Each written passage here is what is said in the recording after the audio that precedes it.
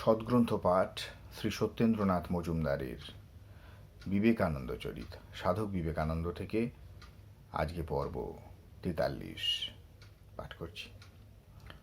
সূক্ষ্ম যোগজ দৃষ্টি সহায়ে ঠাকুর নরেন্দ্রের মহিমা সমুজ্জ্বল ভবিষ্যৎ দর্শন করিয়াই তাহার প্রতি আকৃষ্ট হইয়াছিলেন। নরেন্দ্র তাহার অসীম নিষ্ঠা, জগজ্জননীর উপর পূর্ণ নির্ভরতা, ত্যাগ, পূত পবিত্র জীবন ইত্যাদি দর্শন করিয়া একরকম অজ্ঞাতসারেই তাহার পদে আত্মসমর্পণ করিয়াছিলেন। কিন্তু অন্যান্য রামকৃষ্ণ ভক্তবৃন্দ প্রথম প্রথম নরেন্দ্রকে ততটা শ্রদ্ধার দৃষ্টিতে দেখিতে পারেন নাই। তাহার জন্য ঠাকুরের তীব্র ব্যাকুলতা অনেকের নিকটেই রহস্যময় বোধ হইত। প্রবল আত্মবিশ্বাসের দিক হইতে নরেন্দ্রনাথের অকপট নির্ভীক আচরণগুলি সাধারণের স্থূল দৃষ্টিতে দম্ভ ও ঔদ্ধত্য বলিয়া প্রতিভাত হইত।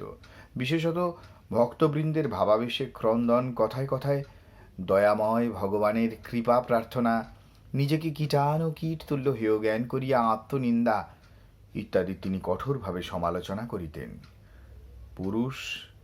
পুরুষের মতোই শির উন্নত করিয়া দৃঢ় উদ্যম অটুট সংকল্প লইয়া ভগবানের আরাধনা করিবে, ইহাই তিনি সমীচীন মনে করিতেন।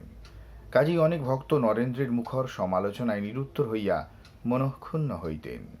সর্ববিষয়ে নিঃসংকোচ স্বাধীন ব্যবহার, স্পষ্টবাদিতা ইত্যাদির জন্য তিনি অনেকের অপ্রিয় হইলেও তাহার উদাসীন প্রকৃতি লোকের নিন্দা প্রশংসার বিষয়ে ভাবিবার অবসর পাইত না। সাধারণ মানব তাহাকে যাহাই ভাবুক না কেন, ঠাকুর জানিতেন নরেন্দ্র নির্ভীক সত্যবাদী, তাহার বাক্যে ও কার্যে কোথাও বিন্দুমাত্র ভাবের ঘরে চুরি নাই।